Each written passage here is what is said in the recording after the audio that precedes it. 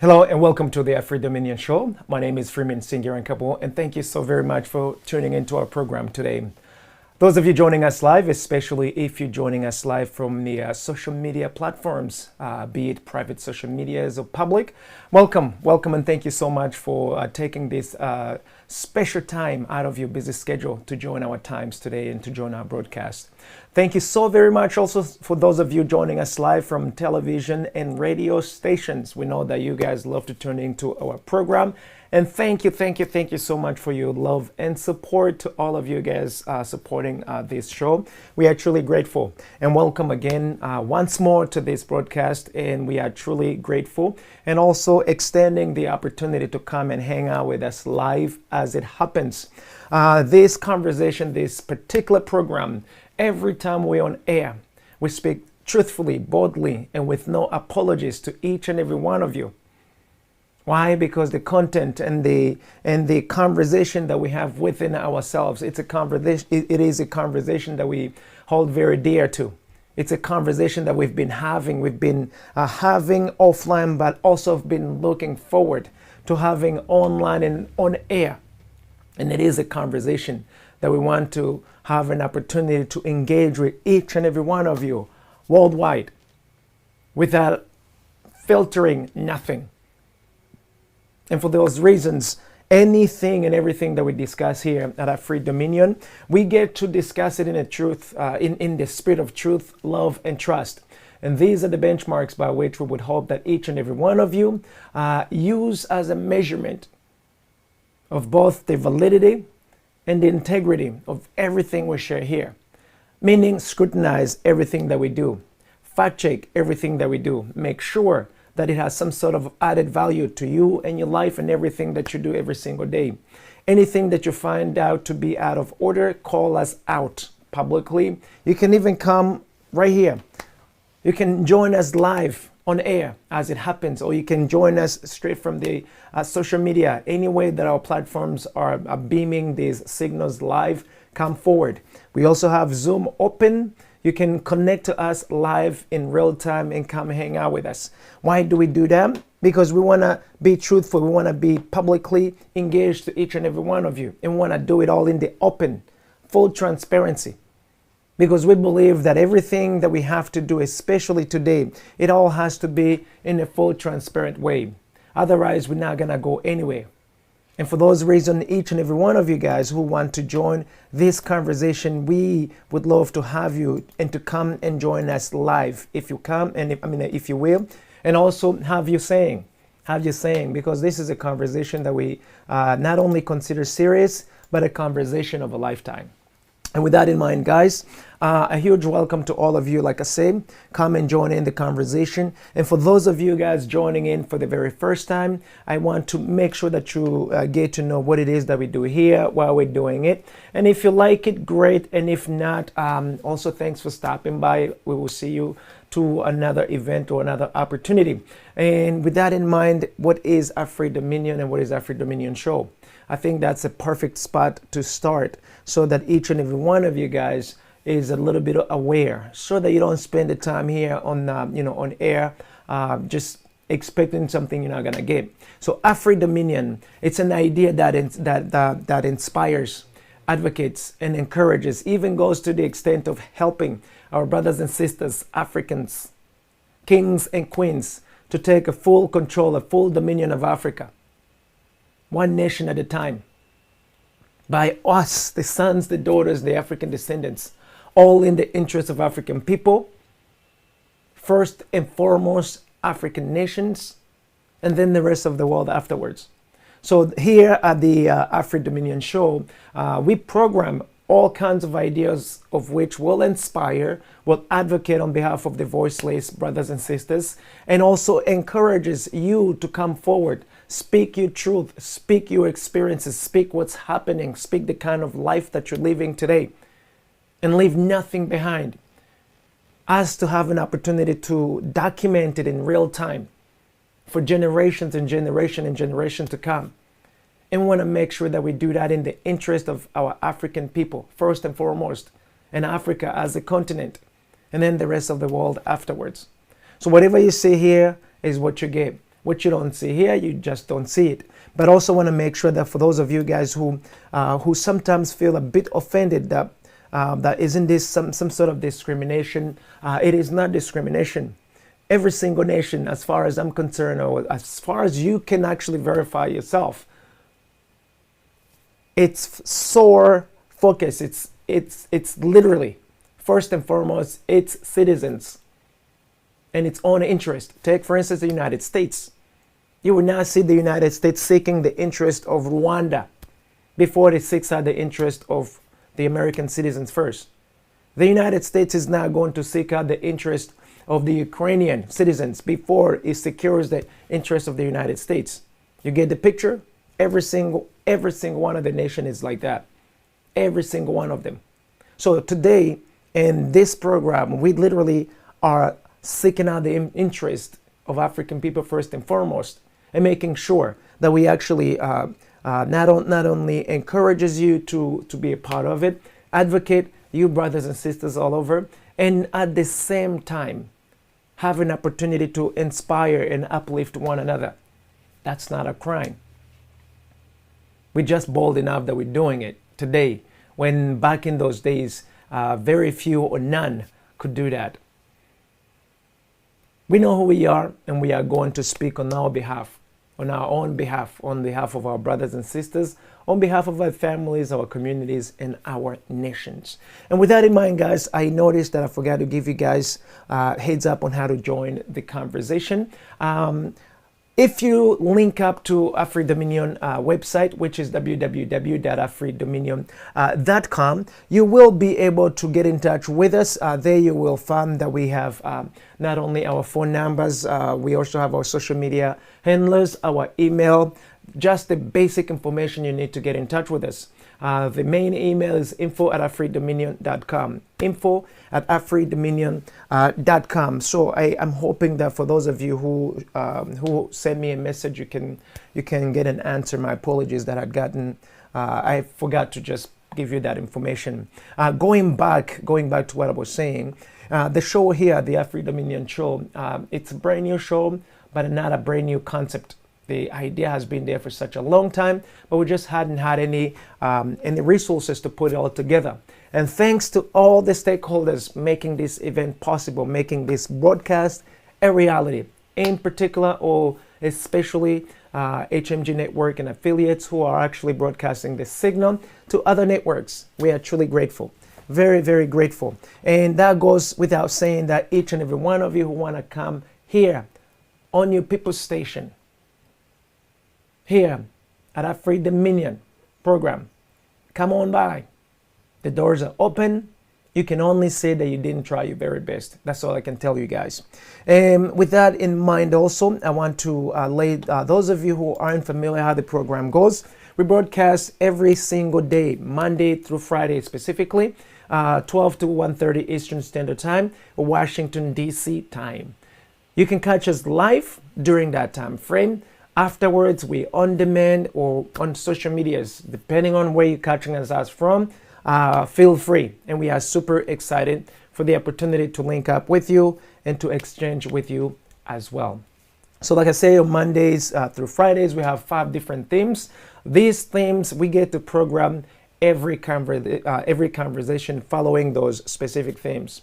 On Monday, for instance, we talk about the eradication of African refugees and African stateless person.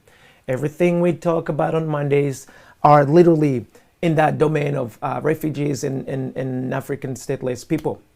Why? Because we have so much of it going on.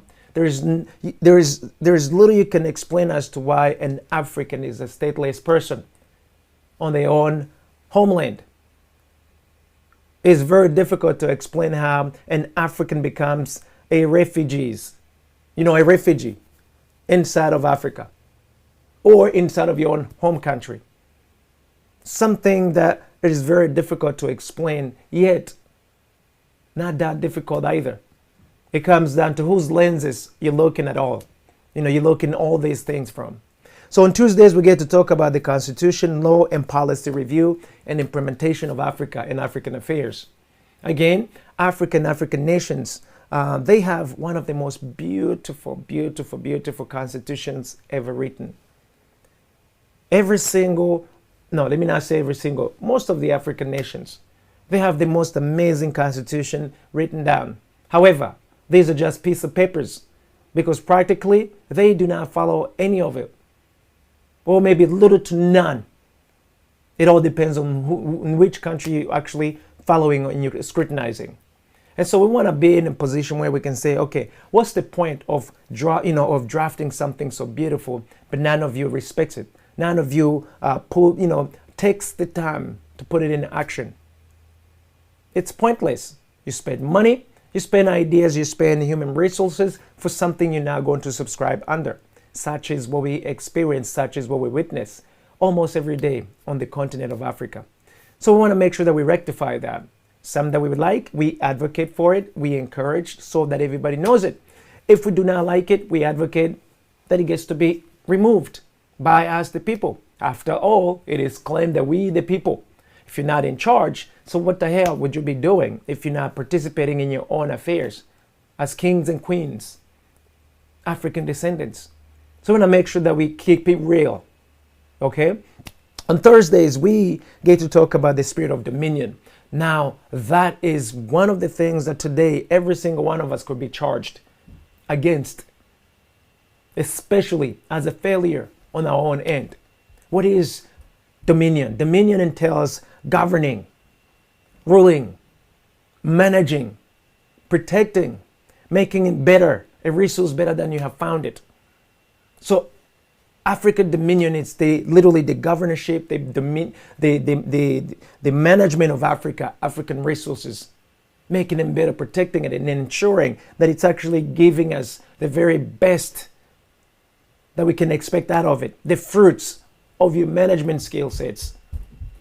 All of that can literally lift us out. However, if you lack the management skill set, then of course you cannot get anything out of it. So we want to make sure that not only we're responsible, but we're also accountable for that management contract of Africa and African nations and African resources as the people, not the foreigners. So on Thursdays, we also get to talk about that. We make sure that we're on the same page. If we're not on the same page, we figure out why is it that we're not on the same page when it comes to our own leadership, our own management. Why should you get an outsider to manage you? And then you cry about what's not going right in your own house. It is something that we have to absolutely reverse, because right now it is what it is. It is exactly that. Foreigners are managing Africa in any way they see fit, especially they're managing Africa according to the way they can get the best out of Africa, not on behalf of African people. On Fridays, we get to talk about the current events and how it impacts Africa and African people. This is one of the other broadcast times that I love because you get to have a saying. You get to run the agenda, meaning your community, your village. You may have something interesting that you want to share with us, and we actually distribute it to the rest of our brothers and sisters all over. Why? Because we want to make sure that the things that we care the most, we get to share it. If it has any added value to me, to my community, perhaps it may also have some added value to you. You get to be the judge. All right. So with that in mind, guys, today, we got another one of our beautiful conversation, a special kind of conversation. Why? Because in April, there is a country called Rwanda. This country has had a genocide, has had a share of warfare for 20 plus years. But in particular, in 1994, the climax of the warfare resulted in a genocide, a Rwandan genocide. Politically, it has many namings, including the genocide against the Tutsis. The Tutsis are one of the tribes in Rwanda. In Rwanda, we have three tribes, Hutus, Twa, and Tutsis. So in 1994, plenty of Tutsis were murdered, were literally murdered. Plenty of Hutus literally murdered. And so politically, especially from the government of Rwanda, who was the rebel fighting, they have labeled that whole entire fight as the genocide against the Tutsis. Whereas for the rest of the international community who actually know what was going on 100%, they flip-flop between the genocide against the Tutsis and the Rwandan genocide. And we'll get into that later. Which brings me to the topic of the day. The topic for today was Rwanda genocide really triggered by hate speech and propaganda. That's what I really want to talk to you guys about. And I would love to know what you got to say. I would love to know what you have to, your thoughts as far as what's, what you think of the, of this idea. Now, this is not a topic that I came out, that I came out by myself. I've been monitoring, I've been following what's been happening throughout ever since April 7th. Why April 7th? So the entire world remembers this whole fiasco from April 7th as the first day that they remember. When all along, April 6th, that's when it all started. And it's actually so offending for institutions as good as the United Nations to absolutely not having any recollection memory that this whole event started on April 6th. On April 6th, what happened? For those of you who do not know, a plane carrying two sitting president of Rwanda, Habyarimana Juvenal, and president of Burundi, Cyprien Ntaryamira, they were assassinated by a missile that shot their plane. They were shot down on April 6, 1994, in Rwanda, in Kigali, which is the capital of Rwanda, when they were coming from the negotiation with the rebel, the Rwandan Patriotic Front, who was fighting Rwanda for the past 4 years. Minding you, those negotiations were the hopes for peace. The two presidents were there attempting to get peace, to bring peace. However, the effort from what they were seeking for resulted in them getting shut down. And up to this day, we know who has done the deed. Even though the international community, specifically the United Nations and the big boys who attempt to run the affairs of the entire planet, up to this very day, they have yet to run an open investigation showing the people who was the perpetrator. However, we do know the perpetrator today as Rwandese people, even the international community, including the United Nations themselves. So it is why today I say, was Rwandan genocide really triggered by hate speech and propaganda? Because the United Nations, this past 7th, on the 7th of April, they had a commemoration themselves. And I had the liberty to stick the link. Those of you watching this program from social media, there is a link that I put there for you guys to check out the ceremony that they have had. It seemed like the rhetoric as to what was the trigger of the Rwandan genocide was a hate speech and a propaganda. And I want to ask all of you guys, do I look like I'm a monkey? Do I look like I'm some sort of animal? That your rhetoric would actually, your hate speech towards me, or some sort of education thing you can give me, or you can put in my head, or your propaganda can actually change my mindset, can actually change something I have put in my mind.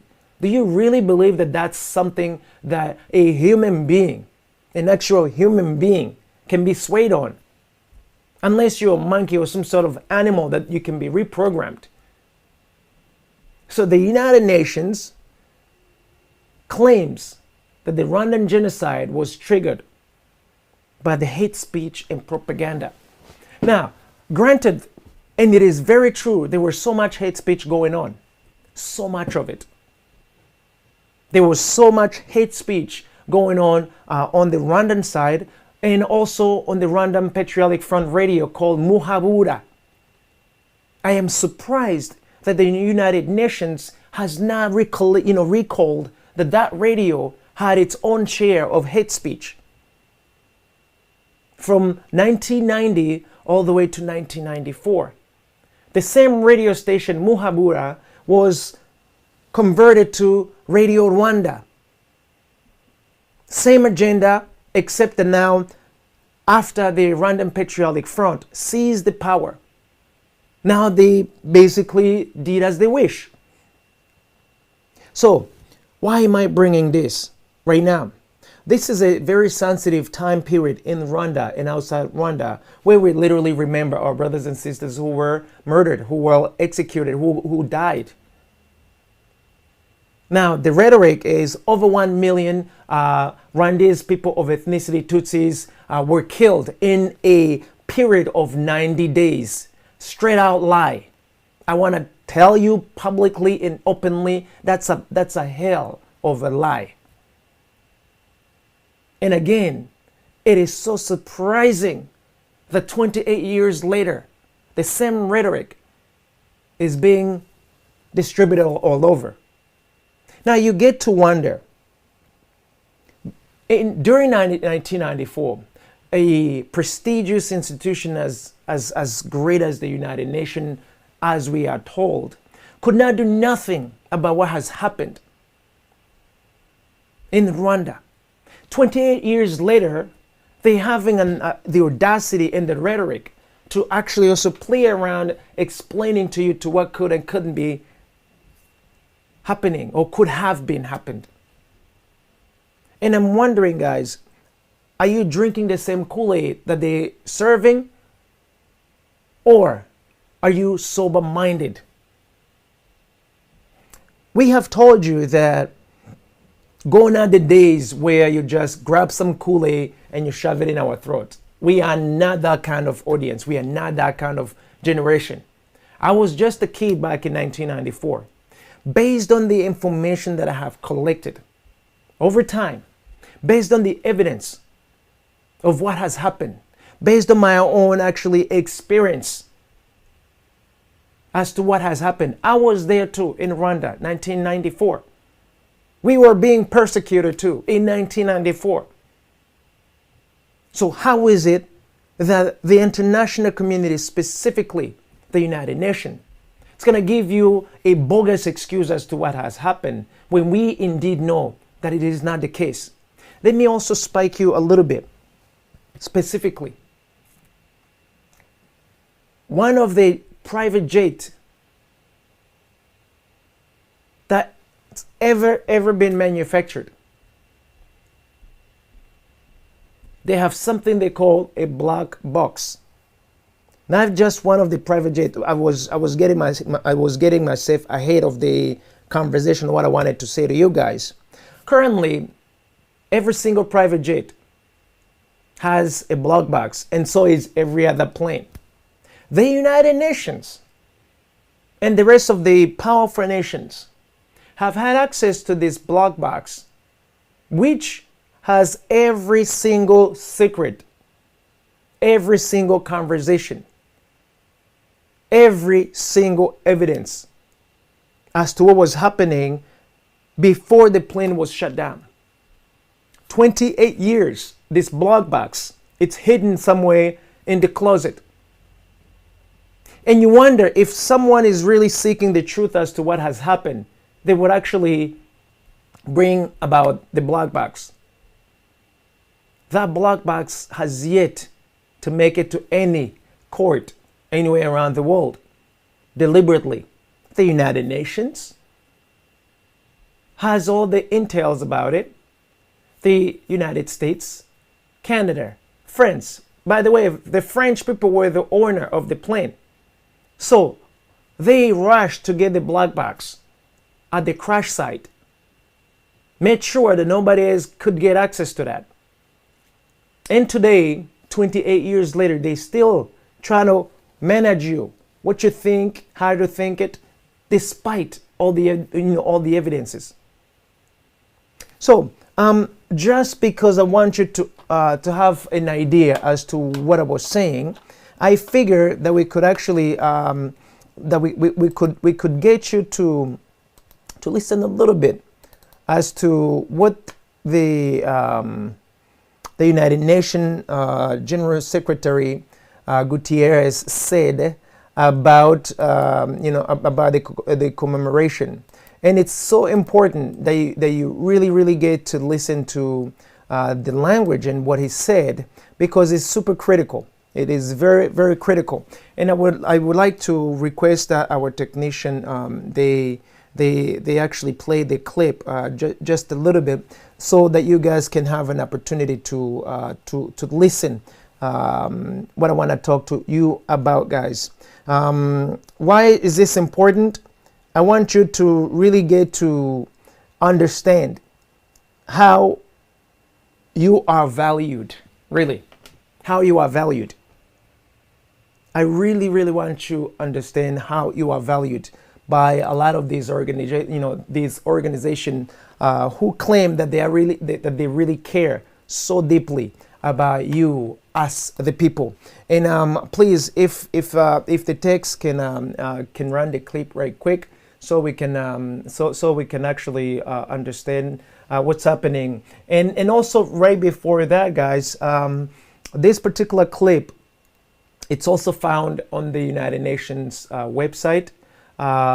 It was recorded, I believe, on April 7th, just last week during the commemoration of the Rwandan Day, a commemoration for remembrance of the genocide against the Tutsis, as the United Nations had labeled it. So I really want you guys to pay a close attention to what Gutierrez is going to say, and also those of you who have really never cared enough to follow, what's going on and all of that. Just trying to figure out, like, okay, what does this all mean to me? Why should I care? Because right now it seems like we're gonna be spending just a little bit of time talking about it. So we might as well also get you to be plugged in and to see why it matters that we talk about it, and where do you come in exactly. Please roll the tape right quick.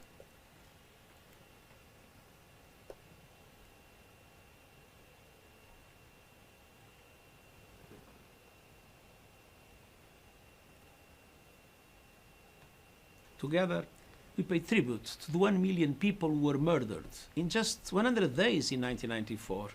The overwhelming majority Tutsi, but moderate Hutu and others who oppose the genocide too.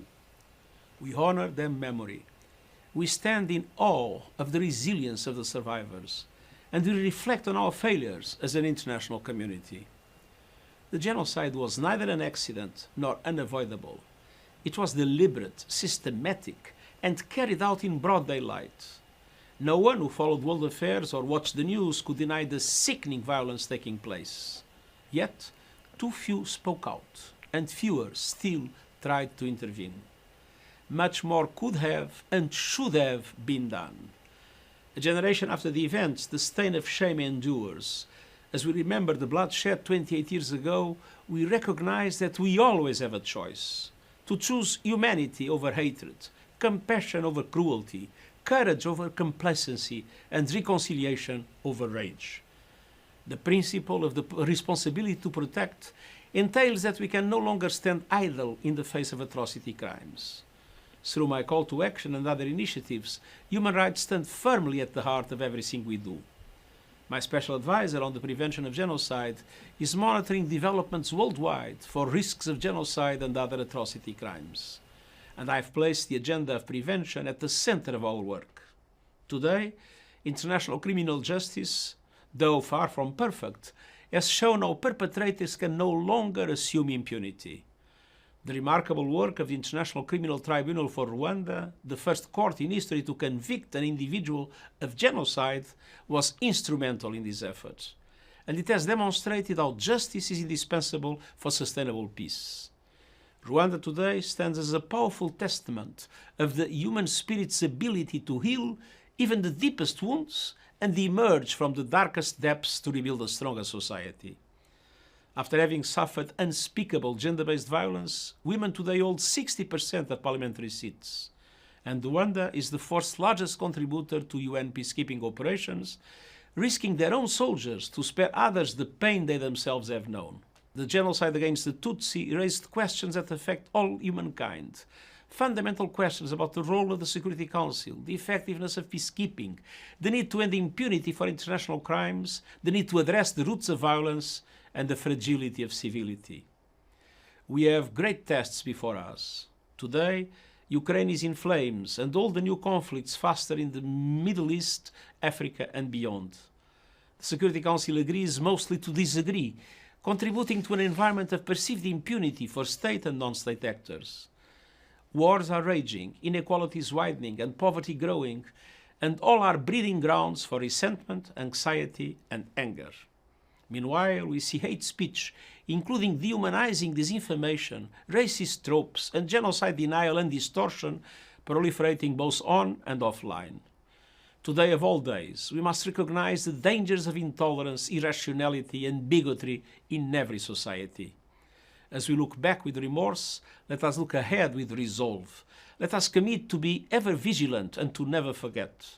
And let us pay meaningful tribute to the Rwandans who perished by building a future of dignity, tolerance, and human rights for all. Thank you.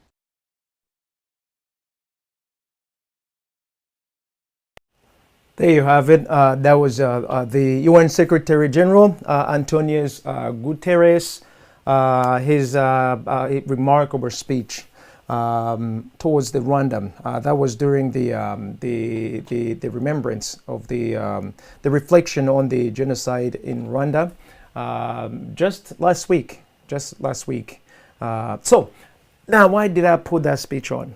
I put it there because those of you who weren't following, it's almost like someone who's just brushing, like you're reading something, you don't really mean it, and you just, you just speak. That's what I got personally from it. Because someone who's very serious as the Secretary General, they say something, and you would think that there could be a little bit of meat to what they are telling you. And of course, you're the international community. Most of you don't really care about what has happened to Rwanda. It's a story, the same way you can watch a movie after 30 minutes, 1 hour. The movie's over, you cry if you gotta cry, but you move on to the next thing. But that's not the same to me.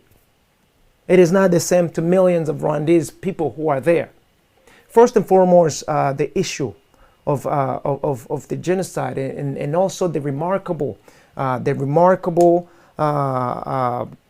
changes in Rwanda, the unity amongst the Rwandese people. All of that he just, he added as a part of his speech. And I'm like, what planet are you guys living on today? There's zero unity in Rwanda. There is zero unity in Rwanda, even though the government champions behind the unity. It even calls itself, a government of unity. But do you know that currently the so-called Tutsis, Hutus, and Twa are literally, just like during the apartheid time, there is a huge discrimination in the country happening in 2022 under the nose of the United Nations and the big nations financially supporting Rwanda, economically supporting Rwanda, militarily supporting Rwanda, and socially supporting Rwanda. It is all happening right now. But how many of you do you actually care enough to scrutinize and look right underneath of the hood, besides what's being prepackaged for you?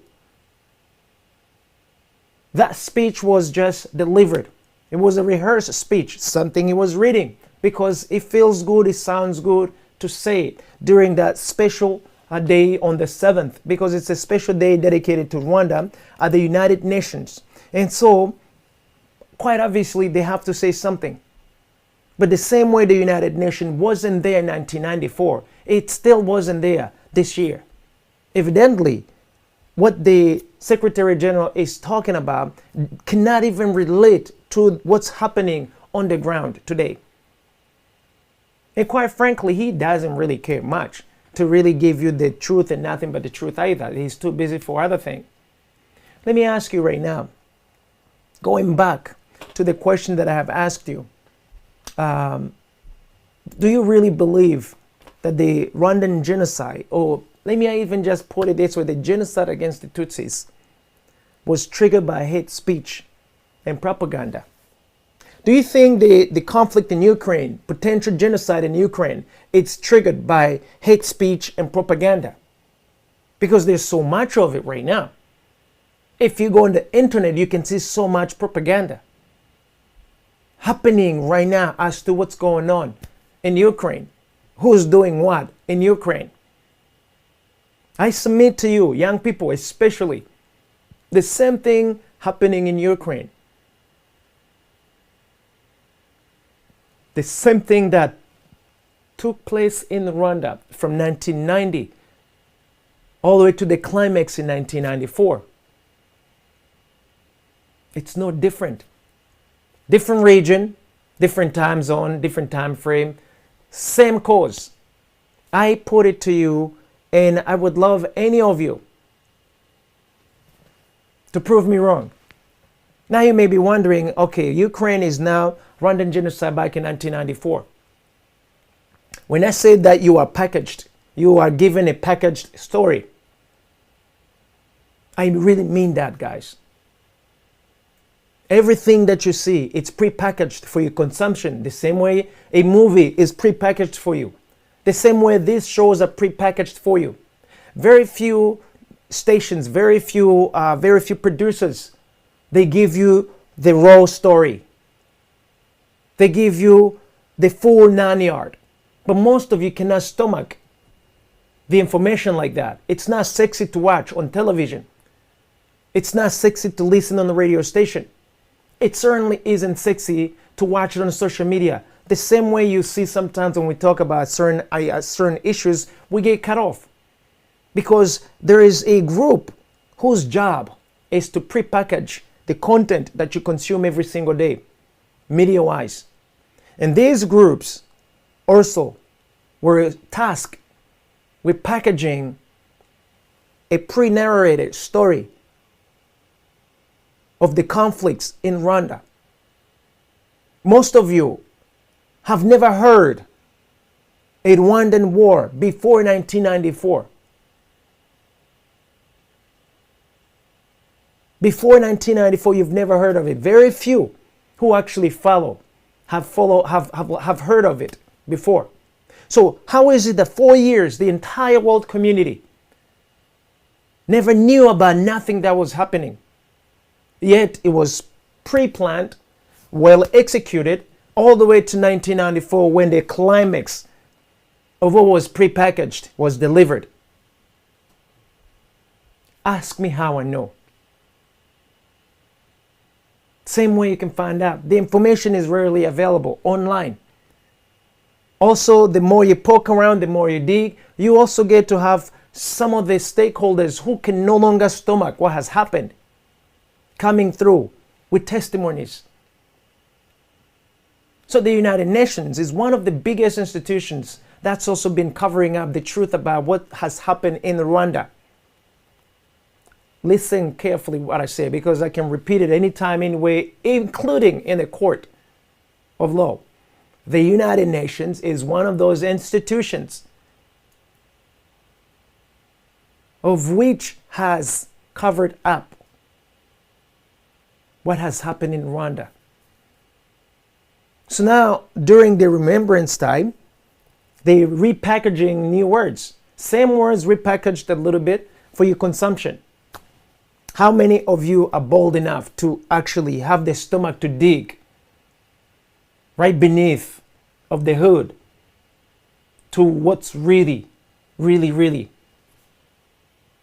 happened?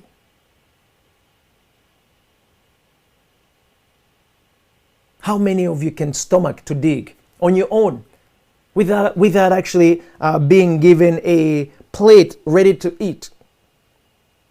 If I'm the suspect and I know you're interested in a crime I'm involved in, and I have the liberty, the opportunity to actually tell you my point of view as to what has happened, I'm going to cook it for you and I'm going to really feed you a good story. And that's what's been happening. And I question whether this is really how you honor millions of people who have departed, who have died innocently. Many Rwandese of ethnicity Tutsis were killed who were truly innocent. Many of them were killed. Many members of Hutu ethnicity group were killed during that same time frame. And then afterwards also. They were not just killed, they were exterminated. After 1994.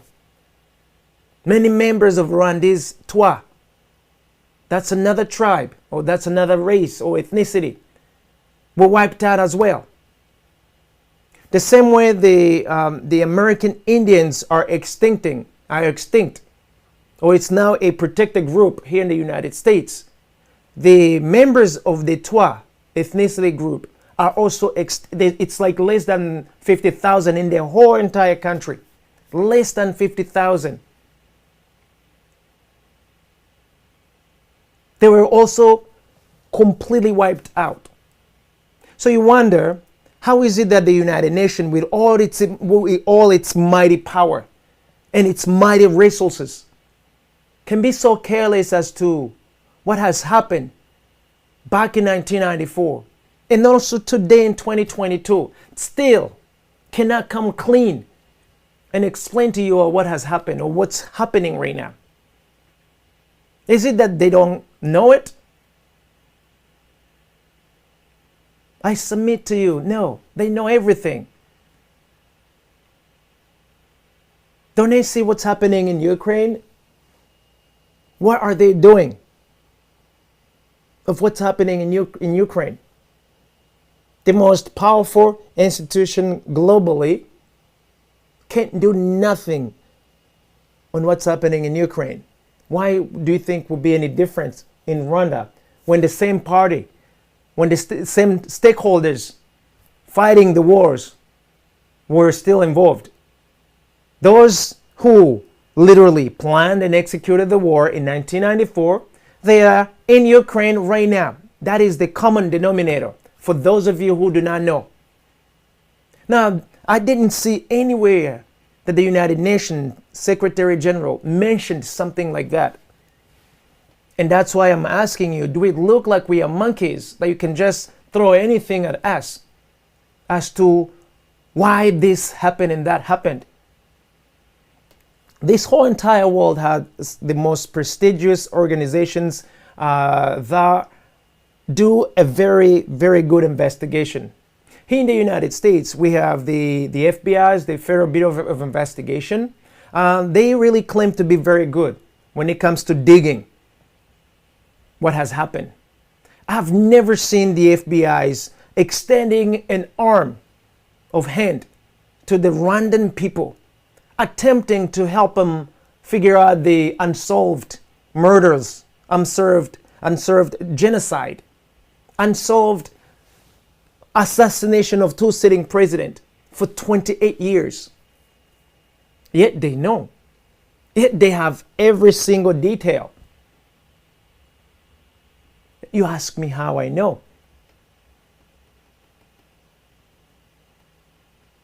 The walls talk, guys. These walls, the walls around us, they talk. And so are the people within those walls. But also, 28 years later, declassified information is coming out. We also have leaks coming out. Guys, there's nothing under this earth, under the sky, that is not planned. Including these genocides, including the murderers and the killings of millions of people. It is all planned. So again, I would come back to you.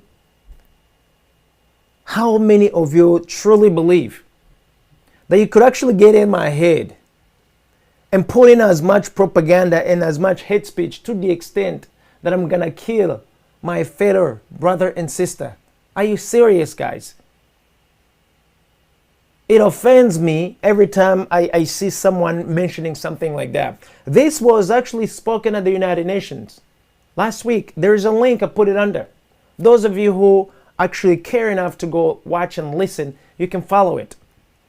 Because I purposely put it there as your homework to go and listen up to what's being spoken 28 years later. And I get to wonder from all of you, are you monkeys and are you animals that they still gonna feed whatever they want to feed to you? And you actually swallow it for face value. And you don't even at least chew to see if it has any poison. You put it in your mouth and then you swallow it blankly.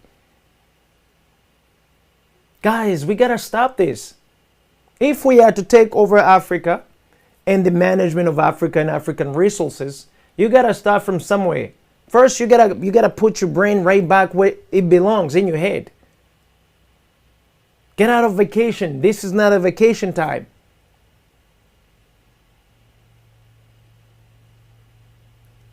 How is it that the whole entire world drinks the Kool-Aid prepared by the main stakeholders behind the Rwandan Patriotic Front? Dance to the same beat that was prepackaged for you, and still has little to no question as to whether the Kool-Aid is real or not.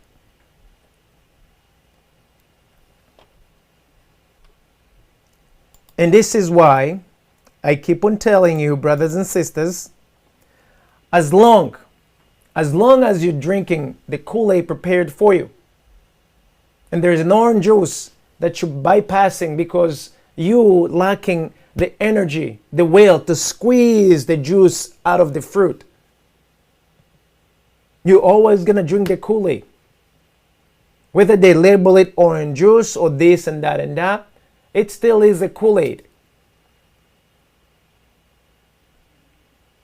I am not that kind of kid who just drink anything.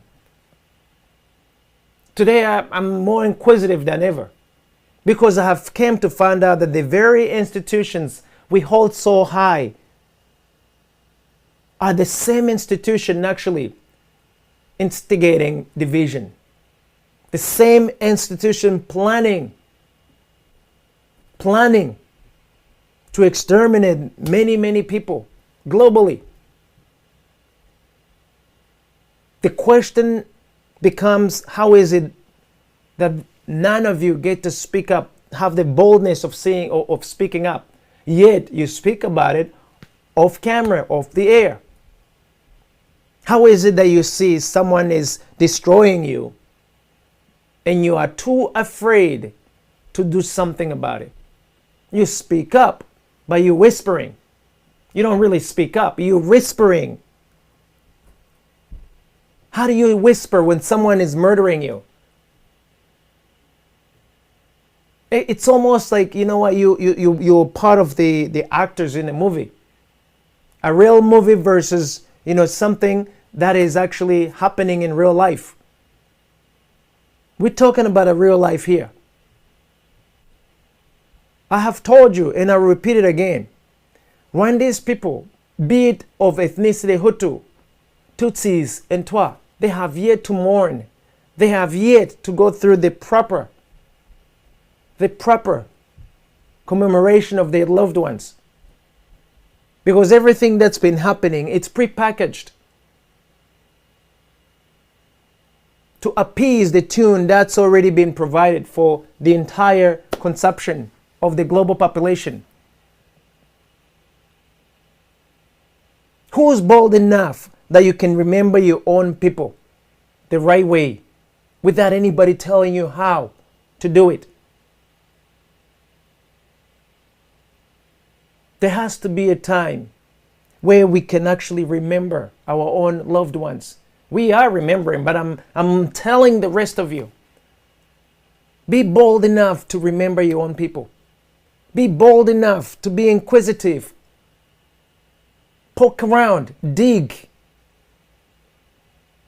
and prepare your heart not to be so shocked as to what's been happening, because it is happening in front of you. You just have chosen not to look at it. It is certainly not love, guys. It is certainly not love. And it is certainly not hate. It's beyond hate. And it's certainly not propaganda. It's pure something. It's worse than propaganda.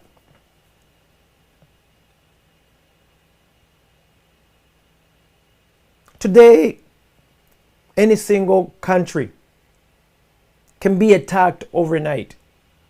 They can manufacture terrorists in that same country. They can manufacture stories. They can prep people to witness of the lies. And as long as they have good enough reason, once it has gotten in your head, they can come and completely bring upside down the entire nation overnight. Ask the Ukrainians. Ask so many other African nations today. Why? Because we are too stupid and too afraid to literally fight for our own nations, to protect our own nations.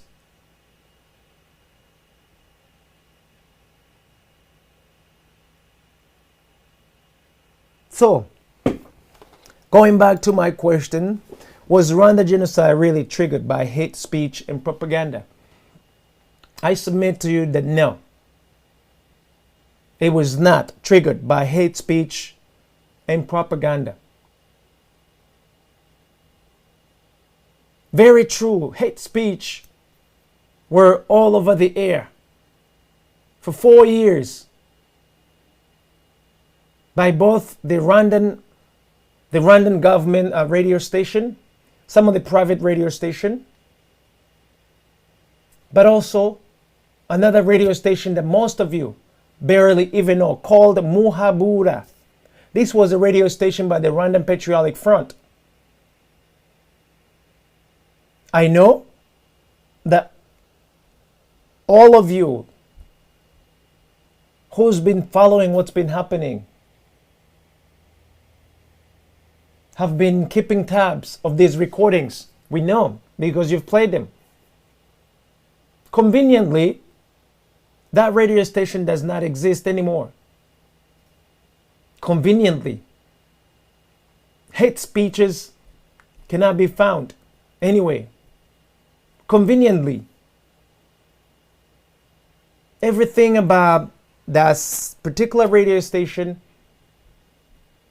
it is not in the best interest of any of you to bring it on today. Why? Because it would destroy the same lie that's being fed to the people.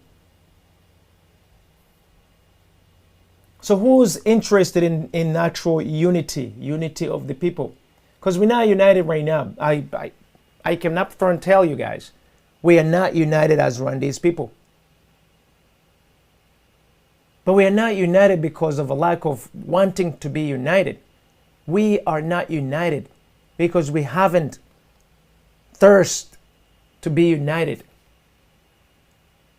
We're not hungry. We are not hungry of peace. We're not hungry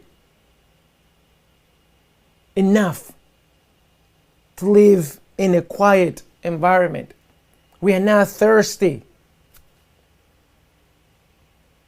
for that unity we're talking about. Because right now in 2022, you have the same rebel group turned into government, still kill with impunity, making people disappear, jailing people publicly in off-site jails, following people globally, killing them. And all the United Nations can do is to put out a statement encouraging that the government keeps it down. Are you serious? Someone is dying. Groups of people dying. Thousands of people dying. And all you could do is put out a statement encouraging the same suspect to exercise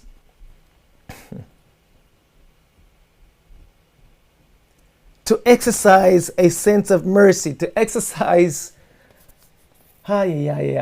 sometimes I don't even have words to use, because when you see the things that's being played around here, You wonder why most of you aren't doing anything.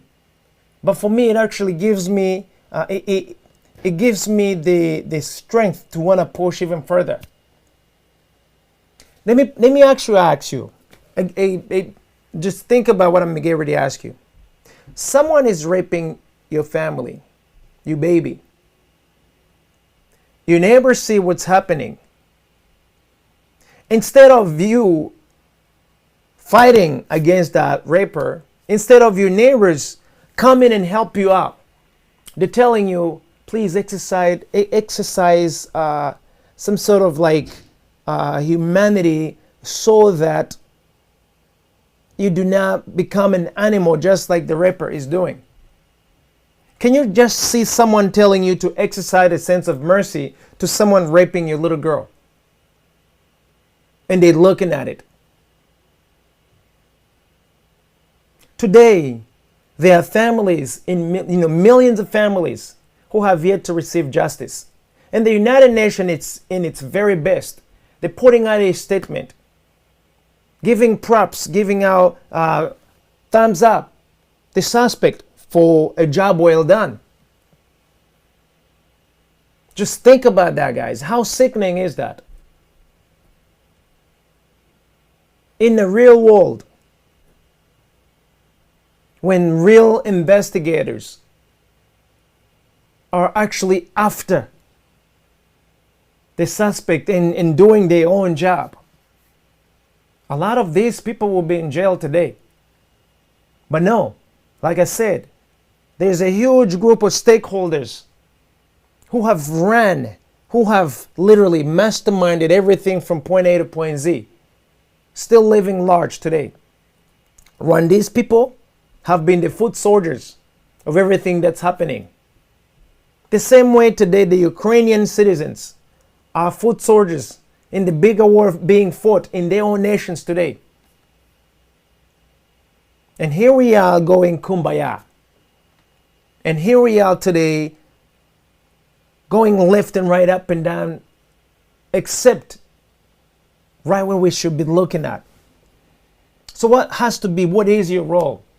Rwandan citizen, what is your role, brothers and sisters? We seem to have wars popping out in your various nations. And you seem not to care. Because today it doesn't really pertain you. It's not affecting you right away. But best believe tomorrow you will be a part of the same war you ignored today. Look, since 1990, Tanzania, Burundi, Congo, ex-Zaire were countries with no wars. And you can broaden it. Go further down to Malawi, go to Mozambique, go to the Congo, go a little further west there to those western nations, even northern nations. There were no wars. Few wars were there, but not as much. But the war that was carried out in Rwanda spilled over to the whole region. And now it's being exported thousands of miles on the whole entire continent of Africa. When you all ignored what was happening then, but now it's in your backyard. The same stakeholders are literally feeding the wars. I want to remind you, Africa, with one exception, I believe South Africa has a weapon manufacturer. To what degree, I do not know, and I'm going to research that. Africa is receiving weapons of mass destruction from outside of Africa. Every single nation has the biggest budget dedicated to purchasing arms, weapons. And you wonder, when are these weapons going to be used? You're not just stockpiling weapons. If you're buying weapons, you intend to use them. In 1990, the United States gave a stockpile weapons of mass destruction to Uganda. Those of you who do not know Uganda, it's a northern country next to Rwanda. That's where the Rwandan Patriotic Front was based. So Uganda provided all that stockpile of weapon to the Rwandan Patriotic Front. And you would wonder, why in the world would the United States, would the United Kingdom, and some other nations care so much about this little group that nobody has ever heard of? Why would they actually give up a stockpile of weapons to this little teeny group that nobody has ever heard of? Why, instead of destroying those weapons, would actually be given to Uganda and then in the hands of the Rwandan Patriotic Front from 1990?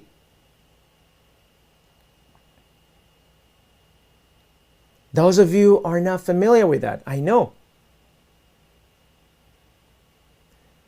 Imagine all embassies in the Great Lakes region and the people who worked in them from every single one of these nations had embassy there. If they didn't have embassy, they had the chargé d'affaires. They literally have people who were keeping tabs of what was happening. None of you know that. Very soon we will give you a whole list of the people who need to be asked about the Rwandan genocide from its inception to today.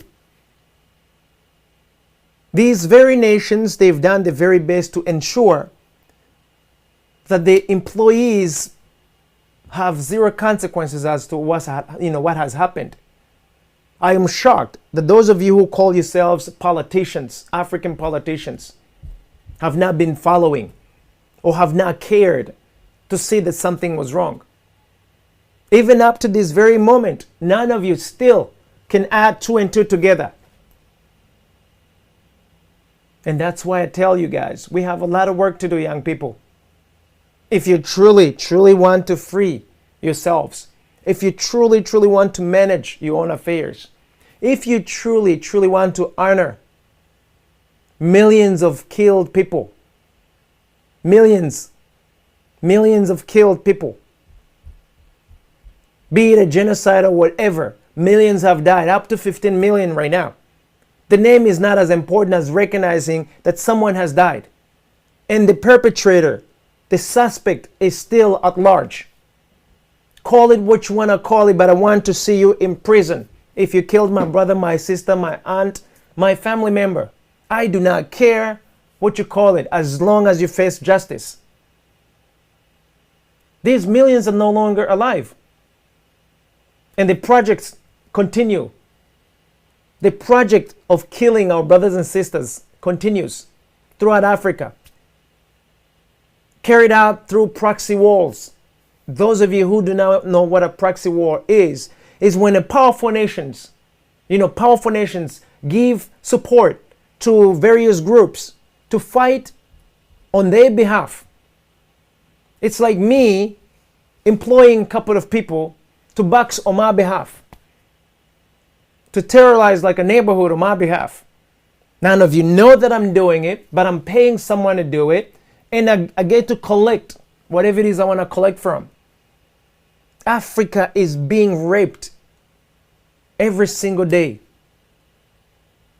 Socially, financially, economically, on all fronts.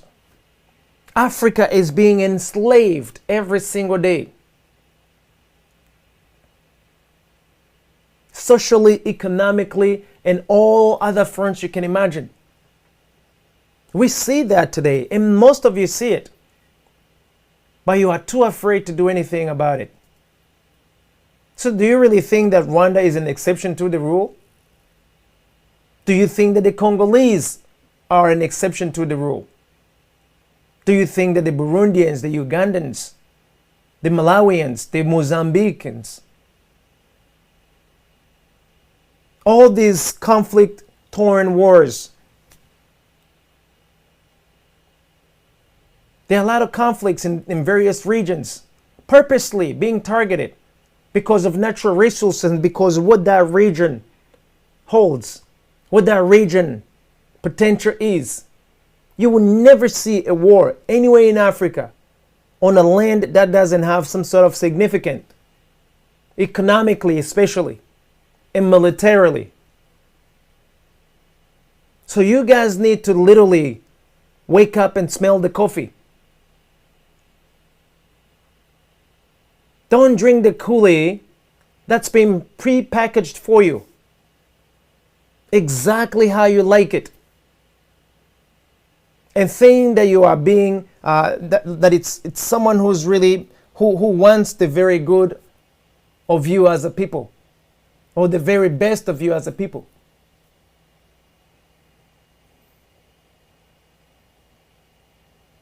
History is going to literally condemn us. There will be a day where we are going to be condemned. Not just for what we have failed to do, but also what we have done.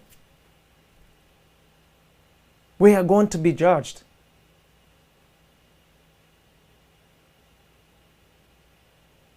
In the meantime, there is a need to really fight evil that's being exported all over Africa.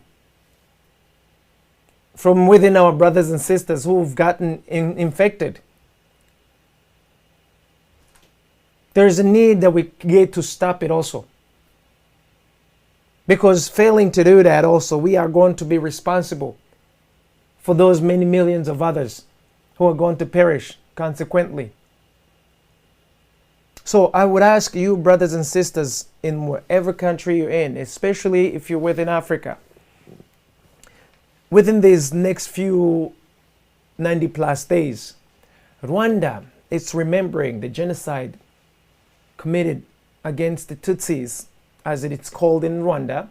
I call it the genocide of the Rwandan Genocide because right now there are millions of Rwandan people of ethnicity Hutu who have yet to find justice. There are thousands and thousands of Rwandan of ethnicity Tutsis who have yet to find justice. There are thousands of Rwandan of ethnicity Twa who have yet to find justice. And I know if you know about it, because it's not part of what you have been consuming. It is not part of the prepackaged Kool-Aid that you're drinking. And that's what I'm giving you freely. And I'm saying to you all, go and investigate, go and research, go and see whether there is any validity as to what I just shared with you. And call me out publicly. We are so grateful that this signal is going around the world to to televisions, radios, and then also the social media. There will not be any excuse that we didn't know anymore. Because now we have a bit more of a resource. We have the means and the opportunity that we've never had before. So don't just drink the Kool-Aid and then tomorrow you say, I did not know. No, especially if you're old enough. For a kid, no harm, no foul. But if you consider an adult, meaning if you're 18 years old and over, you will not have that excuse at all. And definitely, your responsibility are not going to be pushed on your father, on your mother, or someone who should, who was supposed to have shared that information with you. What they haven't done, it's on them, but you're responsible now. If you are at least 18 years old. So no, today what we are doing, it is not honoring all Rwandese people.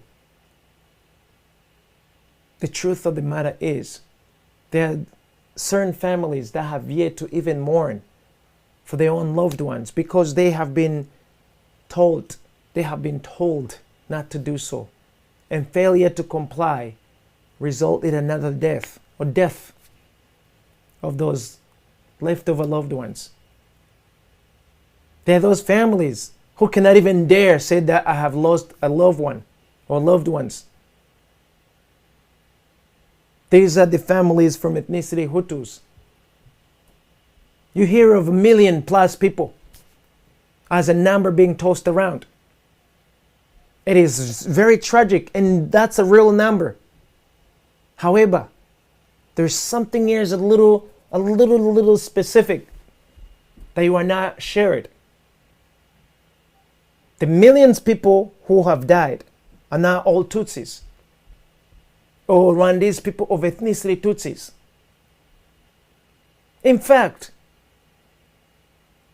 very little of them, less than 500,000 of them, though as many, there's still many. One is many. We're talking about less than that.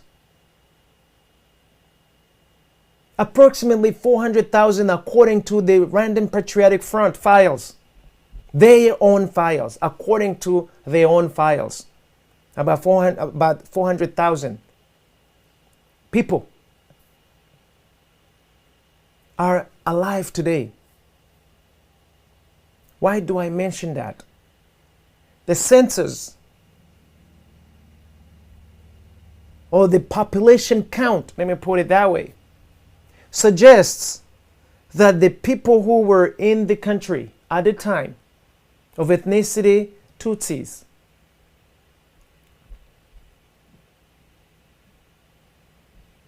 were somewhere between 650,000 and a little bit over to 700,000 to 800,000 of them. Now, why do I say estimation? Because the last time Rwanda had an actual population count was in 1991. And again, that also opens a new can of worms that all of you need to explore to have an idea as to how many people really died.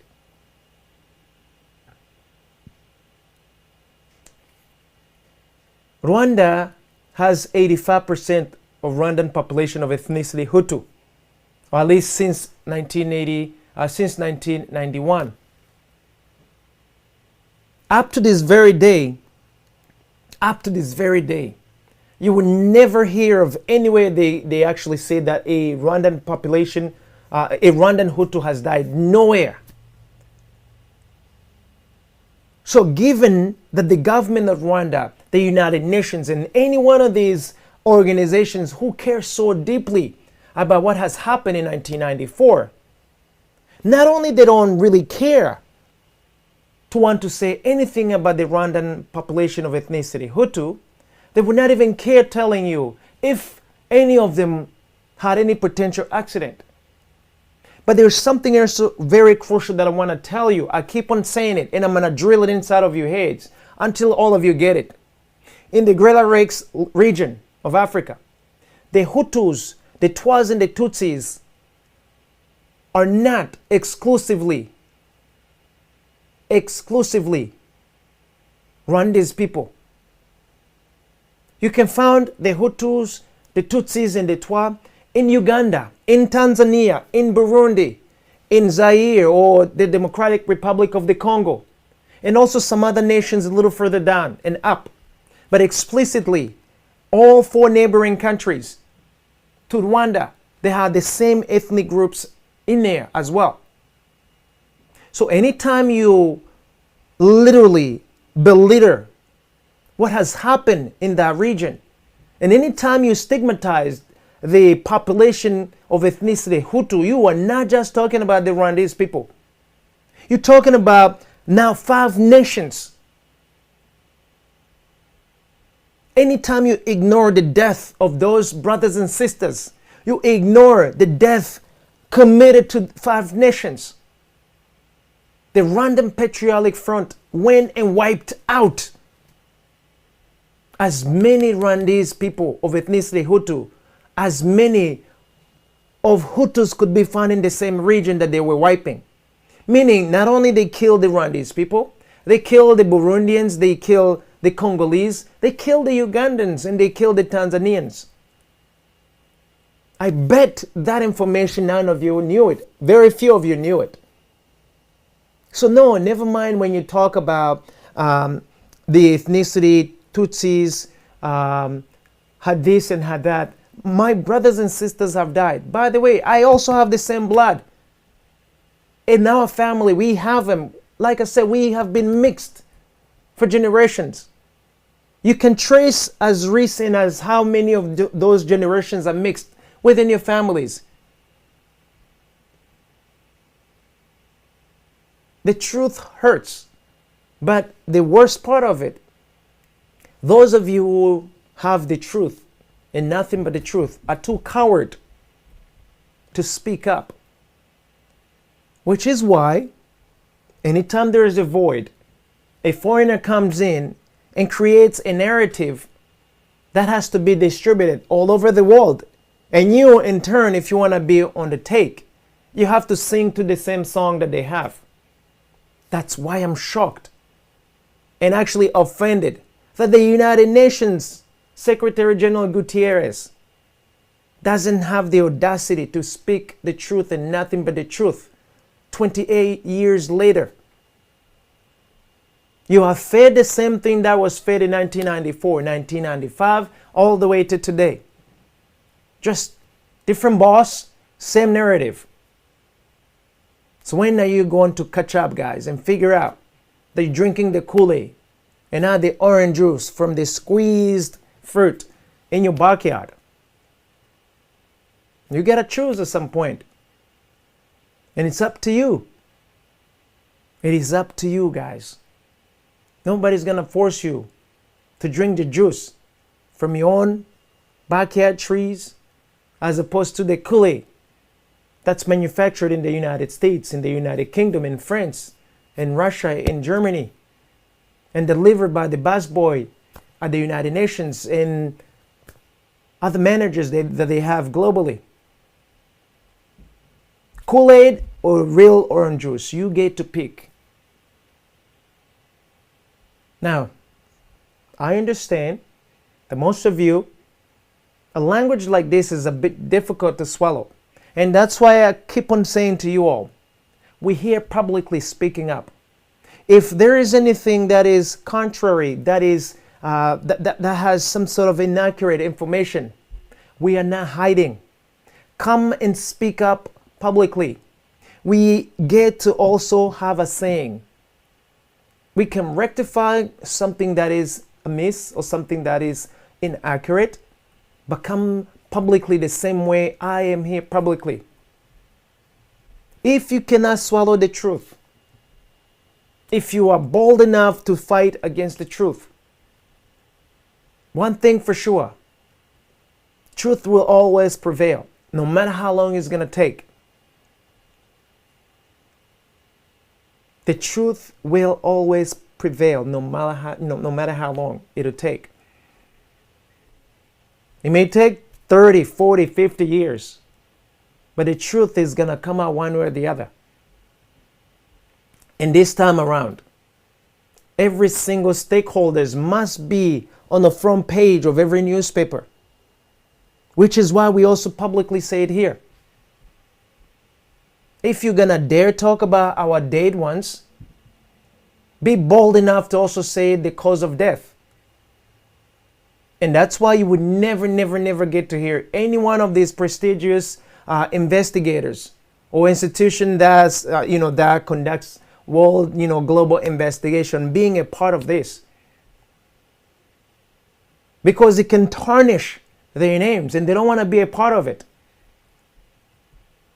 They already knew what was happening from the very beginning, so they're not going to come and lie you, knowing that at some point the same lie is going to come out and bite them back. Every single one of these individuals who are literally just sharing the lies all over, they have nothing but a little bit of time, borrowed time. But Mother Nature lives forever, and the truth lives forever. You can bury it as deep as you'd like, but it always finds a way to resurface. The truth rules this planet, guys. No matter how many times you can manipulate it or hide it from the people, eventually the truth is going to come back to its own seat. And it is my hope and desire that those of you sons and daughters would actually be in alignment with the truth when that time comes or arrives. So with that in mind, guys, let me prepare to wrap it up. Huge condolences to my brothers and sisters who have lost their loved ones. And I really would like to ask you all to really have the courage to speak up on what's been happening, to speak up of what's been happening for these past 30 plus years. Most of you have the boldness of drinking the Kool-Aid, but you don't bother who baked the Kool-Aid for you. You don't bother to know whether it's the same orange juice you're accustomed to or something that has been prepackaged for you. To make matters worse, when you find out that it's something that looks like the truth, smells like the truth, but it isn't the truth, you don't have the boldness to actually say, why did you do this? Why did you feed us bogus information? You keep it quiet because you're pretty happy where you are, just in case. But I tell you, you won't be able to stay in that same position for long.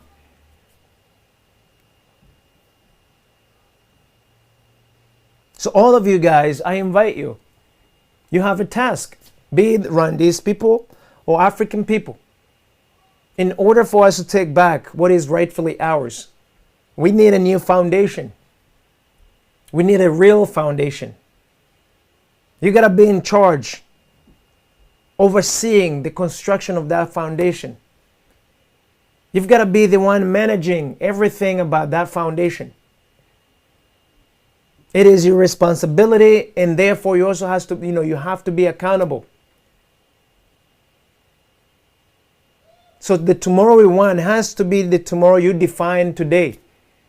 Not the kind of tomorrow that's gonna be defined by somebody else, or that's already been defined by the foreigners. I don't like that tomorrow. I'm not going to participate in that tomorrow. Because it is not seeking the very best interest of our own people and our own nations. Hence me calling you all out to be bold enough and to be courageous enough to stand up for what is legally yours, your own inheritance. With that in mind, guys, shoot us some feedbacks as always. We really value your opinion, guys. And thanks actually in advance to those of you who have been sending some emails about the programs. We are doing the best we can, even though it's not all that we can. But we also are attempting to get you all to be involved and to be fearless and to really get a footing of what's been happening. Because sooner or later, with or without you wanting it, you are going to be involved. It's just a matter of time. And sooner or later, you will have to decide as to whether you want to stick around where they want you to be or whether you want to actually be where you should be from the very beginning. And I, for once, I am choosing to take what is rightfully mine, what is our own inheritance, and we are willing to fight for it. Again, hit us up at the afridominion.com, www.afridominion.com, or send us an email at info@afridominion.com. Let us know anything that you like, anything that you do not like, any suggestion on how we can improve the program, and all the good stuff that you want us to share with you. But also do come and participate. And with that in mind, guys, I'm Freeman Singirankabo with Afri Dominion Show. Until we see you next time, thank you so very much, and God bless.